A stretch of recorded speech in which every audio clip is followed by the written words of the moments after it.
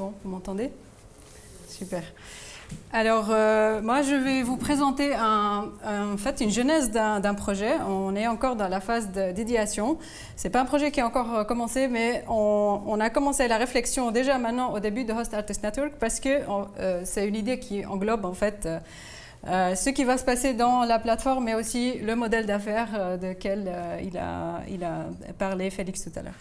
Donc, je vais parler de Handstat. Moi, je suis Eliane Malouf, je suis collaboratrice scientifique à la HEG à Fribourg.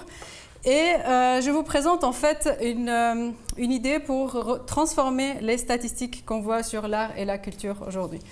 L'art et la culture, actuellement, on peut les regarder à partir de 3 points de vue différents mais complémentaires. On a le point de vue de l'État, qui est le plus prépondérant, le point de vue des artistes et le point de vue du public.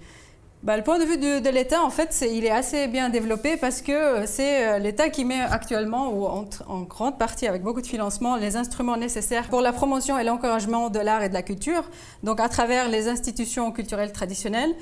Il regarde en fait ces dynamiques-là à travers d'indicateurs qui sont souvent économiques.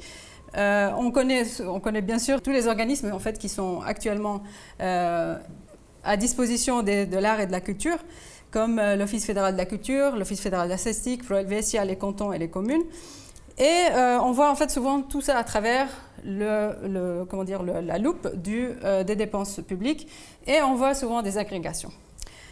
Donc on voit des groupements de personnes, des groupements de dépenses. Ce qui manque, par contre, en fait, on a observé en regardant ça, puis avec Félix et Emanuela, ils se sont commencés en fait à se poser des questions pour lesquelles on ne trouvait pas directement une réponse dans les données qui sont actuellement disponibles. Et on voit qu'il y a une sorte de myope sur les activités qui se passent en dehors des institutions traditionnelles. Et un myope aussi surtout sur les nouveaux espaces créés par la technologie. Par exemple, on voit de plus en plus les artistes qui cherchent des fonds en dehors des institutions standards, par exemple en crowdfunding, ou qui rentrent directement en contact avec le public à travers les médias sociaux ou à travers Patreon, par exemple.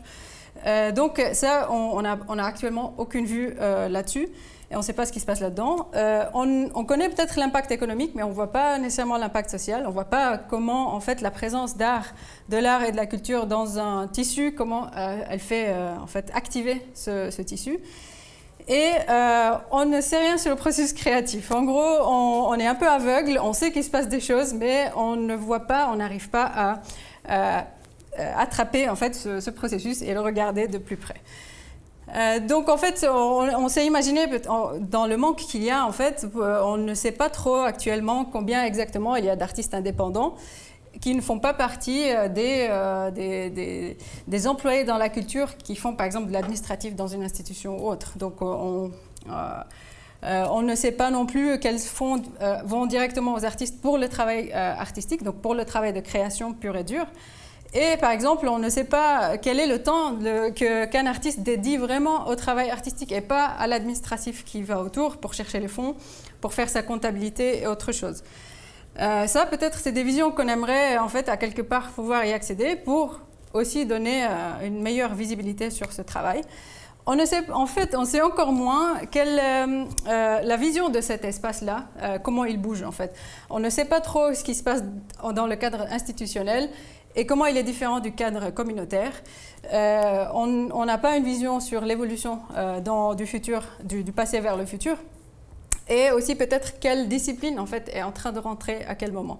Donc l'idée, dans ce que je montre, c'est un peu d'essayer d'élaborer des visions qui ne sont pas nécessairement figées encore, donc ça c'est à réfléchir, mais c'est des idées pour quelques tendances qu'on peut essayer de chercher dans ces données et peut-être faire des collectes spécifiques pour pouvoir les sortir.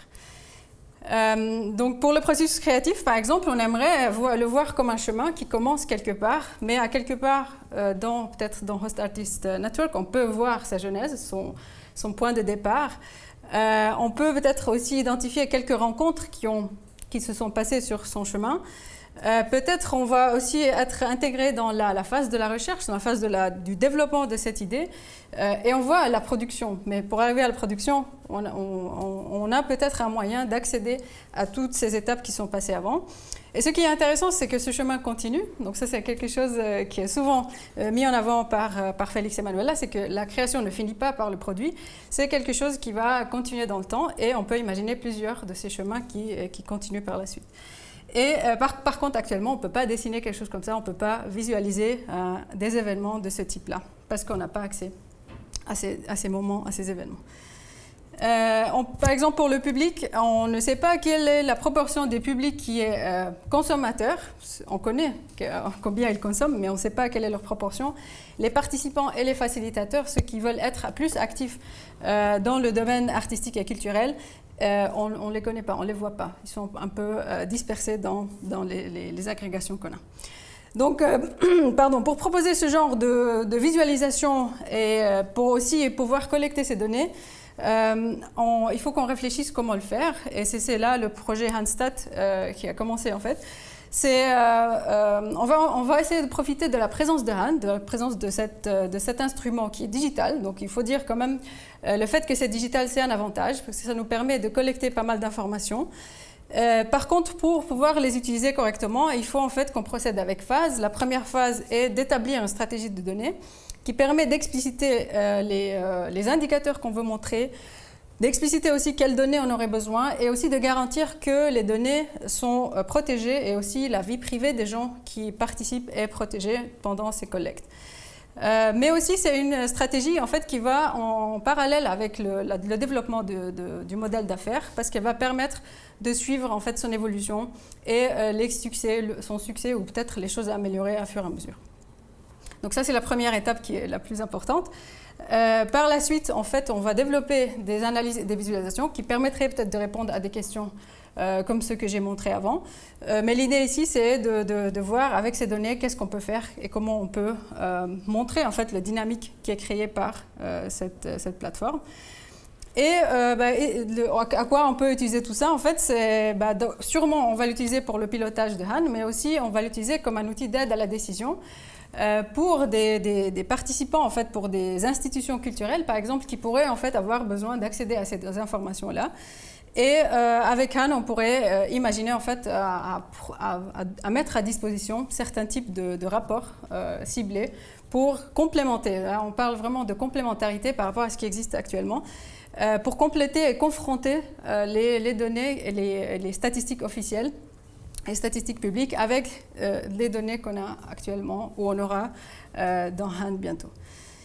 Et tout ça, en fait, toute cette réflexion est partie un petit peu d'une citation que j'ai vue dans un livre qui est très très vieux, qui dit « Il n'appartient pas à l'État d'orienter la culture, c'est la culture de s'orienter elle-même et d'essayer de subsister en arrachant son oxygène un peu à la Confédération, un peu au canton, un peu aux villes et un peu au privé. » Le livre, il est de 88, mais si j'ai compris bien, c'est toujours le cas en fait.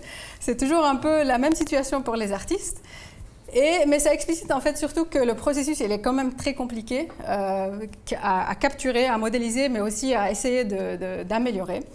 Et le but de Hanstat, c'est un peu de voir le processus créatif vraiment de plus près et d'essayer un peu d'avoir une approche ethnographique, un peu être plus proche de l'artiste et de ses interactions, en mettant à disposition des outils qui viennent en fait de recherche scientifique. Donc là, j'aimerais bien insister sur la mise en avant de la recherche scientifique dans toute cette histoire.